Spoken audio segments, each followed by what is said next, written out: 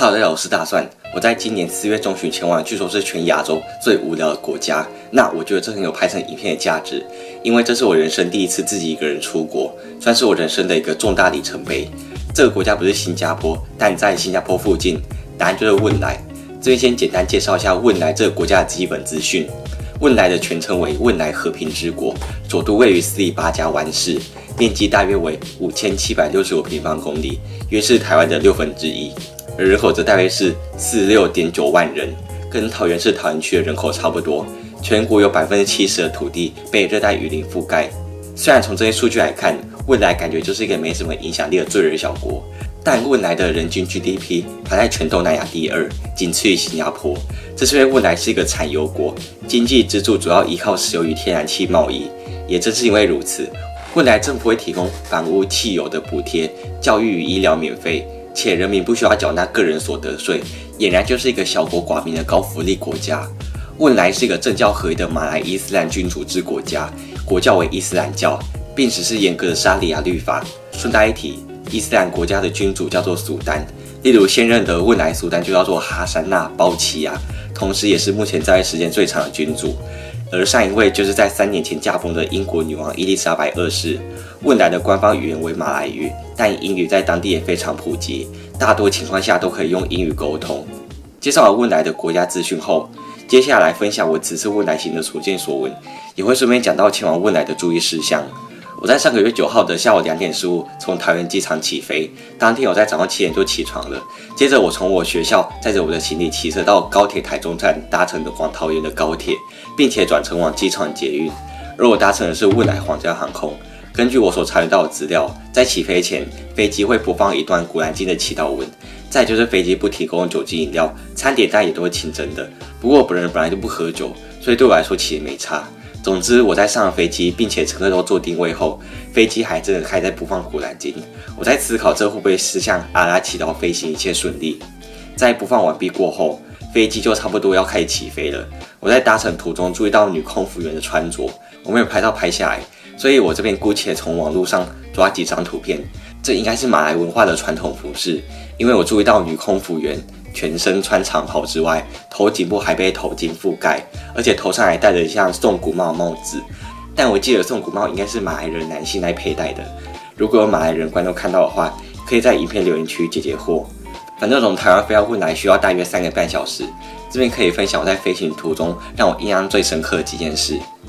在飞机起飞时，空服员把我的手提麻布袋放在座位上方的行李柜后，可能是因为我保养比较好，加上我没有抽烟或喝酒等不良嗜好，所以看起来比较年轻。空服员当时就问我今年几岁，然后我就回答他20。我猜空服员当时可能也很惊讶，为什么会有个小孩子敢自己一个人出国。接下来等到飞行一段时间过后，空服员就要陆陆续续提供飞机餐了。由于我在航空公司的应用程式找不到飞机餐一般餐的选项，但我又很担心到时候我没有东西可以吃，所以我就选了印度餐。结果我的餐点比其他人还要早送到，这对我来说简直就是久旱逢甘霖。因为我从早上7点到上飞机的这7个小时之间都没有吃到东西。再就是由于我选了靠窗柜子，所以我可以从窗户鸟看窗外景色。而且飞行到汶莱的时候是会飞越菲律宾上空的，所以我就从阿拉视角看到了马尼拉的城市空景。从高空望过去，可以看到马尼拉密密麻麻的高楼大厦，但很可惜的是我没有拍下来。在飞了3个多小时过后，我在当地时间下午5点多抵达汶莱国际机场。这边顺便说一下，台湾跟汶莱是没有时差的。机场的规模其实不大，不过光是从机场就可以感受出汶莱浓厚的伊斯兰氛围。因为机场居然在广播换拜词，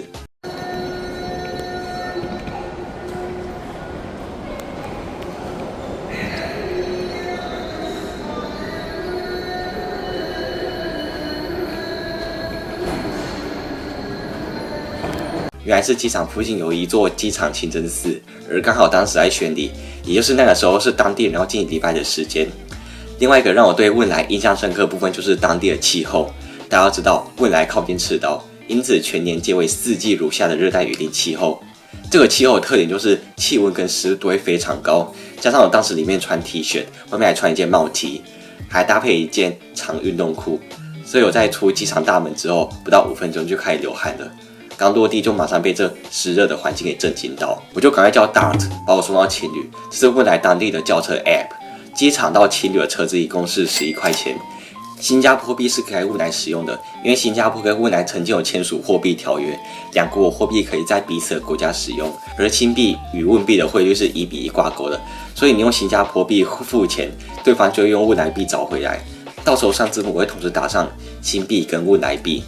在前往青旅的路上，我跟我的司机一路上都在闲聊我过往的旅游经验，以及我以一位刚落地汶莱的外国人表达我对汶莱目前带给我的感受。但就是在跟司机说汶莱的天气有多闷热。虽然我的英文程度还不到非常精熟，但至少足以应付我日常的点餐等需求，以及我跟我的Dart司机闲聊。汶莱很小，所以从机场到青旅的车程只有15分钟而已。我入住的这间是位在斯里巴加湾市中心的青旅。我觉得这间青旅对我来说最棒的地方就是附近的生活机能很齐全，因为附近都是在卖吃的喝的。而且这间青旅非常靠近汶莱最著名的地标奥马尔阿里赛夫丁苏丹清真寺，我甚至还可以听到清真寺的宣礼声，由此可知其音响品质之精良。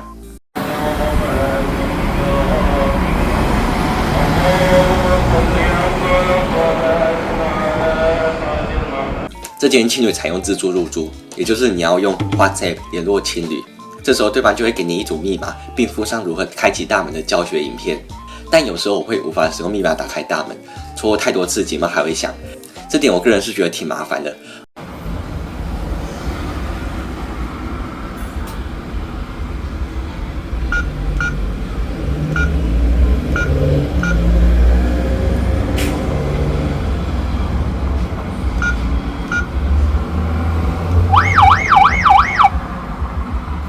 而且青旅的装潢看起来比较老旧，不过3个晚上也才新台币2215块，算是勉强对得起它的价位。总之，我在青旅整理完行李并整装完毕后，就去快乐凤吃晚餐了。而我点了一份辣鸡饭跟一杯饮料，总花费4块半。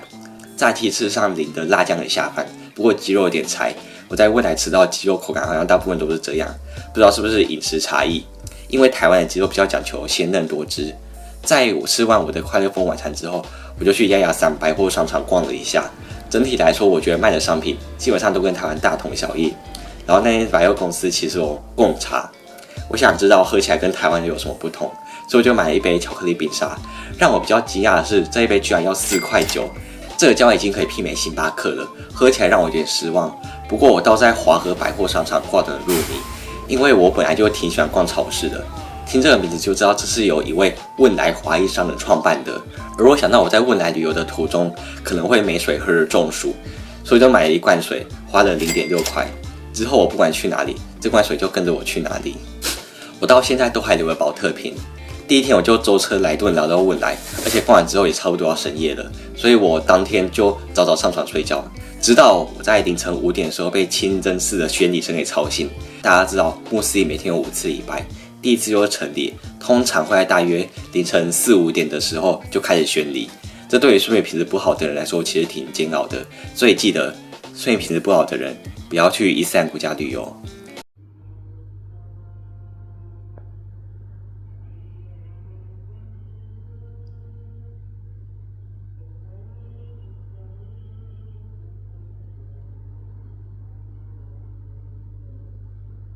第2天早上起床后，我就去青旅对面那一家香妃并点了一份番茄切达吐司跟一杯冰美式，总花费3块9。我的第一站就是汶莱唯一一间华人庙宇汶莱腾云殿，这是当地华人的信仰中心，里面的主祀是在台湾随处可见的广泽尊王，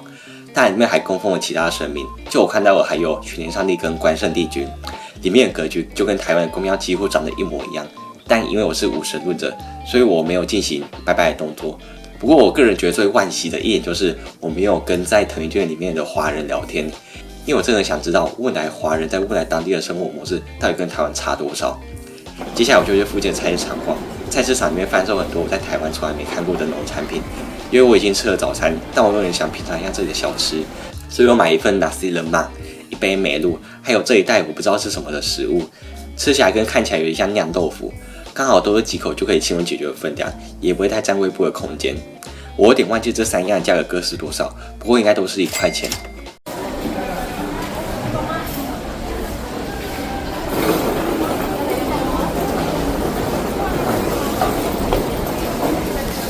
我每次出国都很喜欢去有生活气息的场所，而我已经去过超市跟菜市场，因此我就进入一家杂货店，然后就出现到有点震惊的画面。因为我觉得这假如发生在台湾的话，那应该会被网友发到网上公审，而且台湾最近几天也在炒这个话题。总之就是我在这间杂货店角落看到了好几颗陈列在蔬果架上的马铃薯，但那些马铃薯大部分几乎都发芽了，因为马铃薯发芽会产生龙葵碱，这是一种无法被高温破坏的生物碱毒素。我很纳闷，既然这些马铃薯已经发芽并产生有毒物质了，那为何杂货店还敢公开贩售？假如我消费者不小心误食并中毒的话，杂货店会负责吗？问来有类似消费者保护基金会这种东西吗？还这其实是个案而已。希望有问来观众可以帮我解惑一下。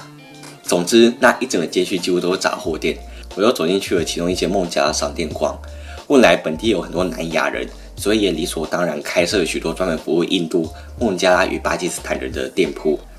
外面天气相当炎热，所以我就前往牙牙上休息吹冷气。而我看到这间风格像蜜雪冰城的饮料店，更不用说这些饮料店还有在卖冰淇淋，便让我产生出了买一杯来喝看的念头。因此我买了一杯柠檬蜜桃乌龙，花了2块钱，非常的便宜，果然跟蜜雪冰城一样。休息完毕之后，我就马不停蹄的继续下一个景点，也就是有着东方威尼斯之称的甘榜雅邑。这是目前世界上最大的水上村庄。而前往甘榜雅邑的交通方式就是搭乘水上计程车过去，大一次1块钱，还挺便捷的。不过我去甘榜雅邑的时间点是在正中午，其实是一个不太好的时段，因为这个时段恰好就是太阳最毒大的时候，所以我就顶着烈日漫无目的的走在木栈道上。更刺激的是，有些木栈道已经开始有松动的迹象，有些木板甚至已经断裂，所以我走在路上可谓是如履薄冰。甘榜雅邑尽管坐落在水上，看似在陆域之外被隔绝，但村子里的公共设施应有尽有，包含警局、商店、学校、清真寺等。我甚至还看到了一座排球场，因此基本上可以满足村民的日常所需。我走到一间清真寺的门口后，在门口坐着的几个人看到我之后就向我搭话，对方问我 Where are you from？ 而我回答 I'm from Taiwan， 并且在真的同意过后，便进入了清真寺，而且清真寺里面还开了冷气，这让我感到暑气全消。然而我吹不到10分钟的冷气，就被里面的人给请出去了。这边就要说到一个伊斯兰教的一个仪式，也就是在每个周五都固定举行主麻日。在主麻日的时候，所有商店都会关门，而穆斯林都要集中在清真寺礼拜，但还会播放宣礼。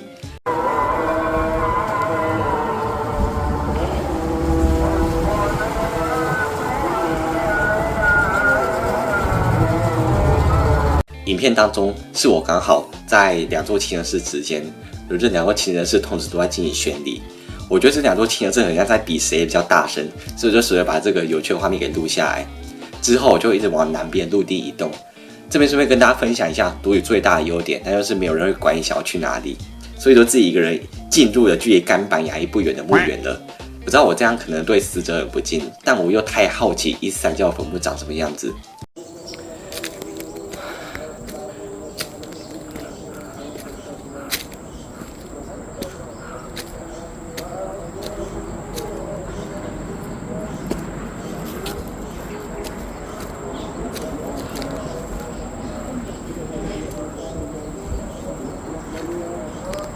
这是我在那边所拍摄的影片，因为那个墓园是盖在山坡上，所以我走得很累。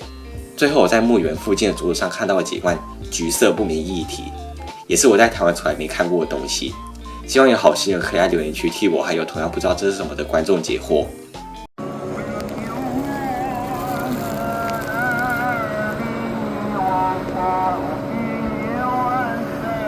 到了下午2点多，那时我已经在青旅稍作休息并补充水分。在那之后，我的活动范围就是集中在嘉东区。嘉东区是汶莱最繁华商业地带。我也想去那边，是因为我要去吃汶莱的国菜。没吃过这道料理，就等于没去过汶莱。这道料理就是安布亚，所以我当时就在青旅叫 Dart 到这间餐厅，车资一共是6.5块。我点了一份安布亚跟一杯狗比欧，总共是8.5块。安布亚因为是只有用硕尔素淀粉冲泡，所以本身没什么味道，因此中间吃法就是用竹叉卷起来，并沾旁边这一碟发酵榴莲辣酱，口感上吃起来有点像掺入过多水分的麻薯，黏糊糊的，没什么咬劲。至于味道上的话，我觉得榴莲跟辣味其实搭配的挺和谐的，对我来说完全不会很奇怪。加上我自己平常就挺爱吃榴莲跟吃辣的，所以整体来说，我其实完全可以接受安布亚这道料理的。唯一的败笔就是安布亚预设就是2人份，所以当时我一个人吃了这个砂锅大的淀粉团时，吃到后面都会很想反胃。接着我就自己一个人慢慢往嘉东夜市移动，顺便散步帮助消化。在走路的途中，我看到华和百货商场在嘉东区有分店，因此我就顺道走进去逛逛。然后我就发现那间超市特地开出一个区域。大家都知道，汶莱本地的华人大约有4.4万人，约占汶莱总人口9.7%。这些汶莱华人几乎都是不信阿拉且吃猪肉的非穆斯林，所以这个 No Halal Section 就是专门服务这些华人的。里面有卖各种猪肉以及含有猪肉的制品，甚至连我们台湾在稀松平常不过的祭祀用品，也都在这里面贩售，例如金纸、栗香、神明等等。虽然说我接下来的行程就是嘉东夜市，但当时太阳还没下山，而且其实我有点想吃吃看当地的麦当劳，所以我就买了一份辣炸鸡饭、一杯冰蜜枣奶跟一杯热美露，总花费9.9块，都是台湾没有的品项，但味道却让我有点失望。也有可能是因为我还在消化我刚吃下去的安布亚的关系。首先可能是因为煮饭的时候水量没有控制好，所以有些饭都凝聚成一坨，在口感上大打折扣。再我觉得鸡肉吃起来太干柴，不知道是不是因为我吃习惯台湾麦当劳炸鸡，因为台湾的辣味通常都比较温和，而且虽然是辣炸鸡，可是辣味尝起来非常化学，完全不具备那种好吃的辣该有层次感。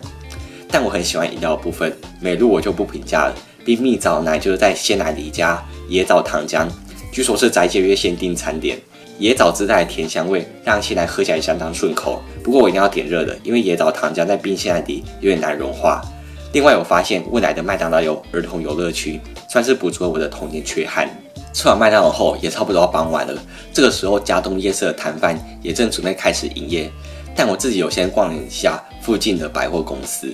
等抵达嘉东夜市时已经是晚上了。嘉东夜市最大的特色就是里面的食物都只需要1块钱，而我买这3样东西，最左边大概是5块月饼形状的斑斓叶糕点，所以那吃起来有点像鱼浆制品，不过做成甜不辣形状。最右边那边是当地传统的饮料，喝起来的味道就是以香芋奶茶为基底，但里面加了仙草冻还有玉米。嘉东夜市还有一个特色，就是这边有很多猫咪，所以喜欢猫咪的人来汶莱也可以顺便到嘉东夜市来撸猫。最后在吃饱喝足过后，我便在附近的停车场叫了回情侣的 Dart 休息，顺便给大家看看我在路上拍下来的大型广告看板。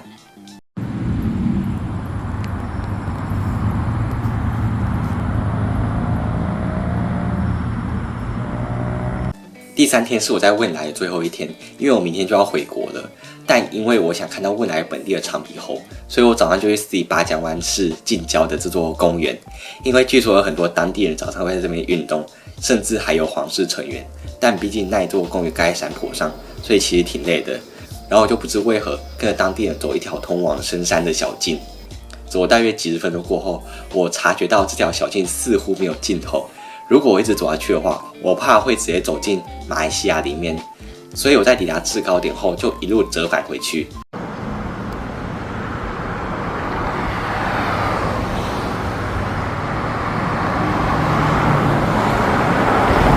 在回去的路上，我看到了这间应该是专门开给当地华人子女的学校。其实我挺想进去里面参观的，看看跟台湾的学校有什么差异。但通常学校在营业时间应该是不开放给外人入内的，所以我个人是觉得有点可惜，因为我还没吃早餐。所以我就去了附近青旅的一间印度餐厅，因为我想吃到在台湾很难吃到的豆沙，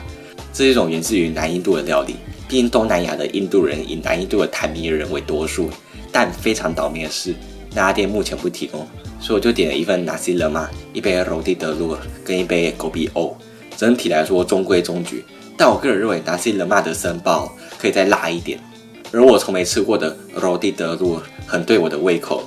我用汤匙切成小块过后，再用叉子插起来，并蘸旁边那碟咖喱酱。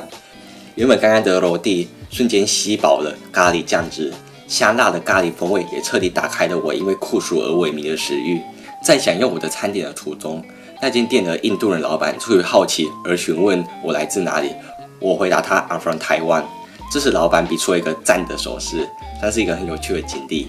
由于我昨天在大太阳底下还没撑伞，因此我发现我的皮肤已经出现晒黑甚至是晒伤的征兆，而重灾区就是我的后颈，被太阳照射到还会有刺痛感，所以当天的行程就都是在室内。第一站室内行程是苏丹纪念馆，外国人的门票是5块钱，里面展示了汶莱苏丹的历史沿革，以及过去世界各国政府都送给汶莱苏丹哪些礼物。当然里面也同样讲解汶莱是如何从发现石油开始，一步步透过石油贸易成为国家发展的动力。汶莱纪念馆馆藏相当丰富，展览着汶莱的方方面面，从金碧辉煌的皇室到质朴无华的庶民文化，算是一个物超所值的体验。下一站来到在苏丹纪念馆附近汶莱历史中心，票价免费，这个规模就比较小一点。相较于上个行程，这个就比较侧重汶莱的历史发展，从大航海时代讲到近现代，但动线规划不太好，因为如果参观完毕过后，还要一路折返回大门离开。在2次博物馆行程过后，我就去快乐风吃我的午餐。我点了一份快乐风必点的意大利面，还加点一份开心果顺带作为甜点，总花费8.5块。不知道是不是我的味觉比较迟钝，我尝不出来快乐风的菲律宾风味意大利面跟其他的意大利面差异，但整体来说是好吃的。开心果圣代上面淋的墨绿色糖浆，开心果味非常浓郁，吃了也不会感到很负担。我还把装圣代的纸杯留下来。其实我也在考虑要把这些装意大利面跟饮料的容器都带回来，但我行李装不下，所以我就忍痛丢弃在青旅的垃圾桶。最后我在华和百货商场爆买的83.08块，大部分都是我要带回去给我的亲朋好友的零食。而汶莱最有名的伴随就是汶莱虾片，因为汶莱虾片的含虾量很高。那我总共买了2份汶莱虾片的品牌，一份是这个是1.3块钱，然后再就是这个比较便宜，这个是1块钱。那都是清真的，因为上面就写说 Brunei Halal Food。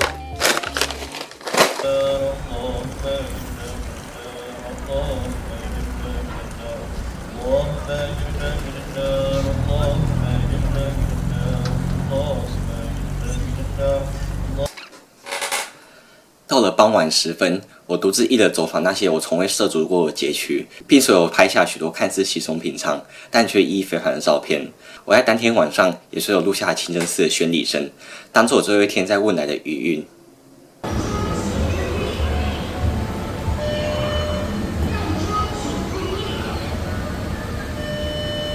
第4天我早上5点就起床整理行李了，并顺利就要前往机场的 Dart。作为我人生第一个独立的国家，汶莱送给了我要花1个月才可以摆回来的晒痕，但同时我也从我在汶莱创造了崭新又美好回忆平安归国。那以上就是我在汶莱旅游时的所见所闻，希望大家看到这部影片之后，可以稍微对汶莱这个有点神秘的国家有一些初步的了解。如果喜欢我们今天就用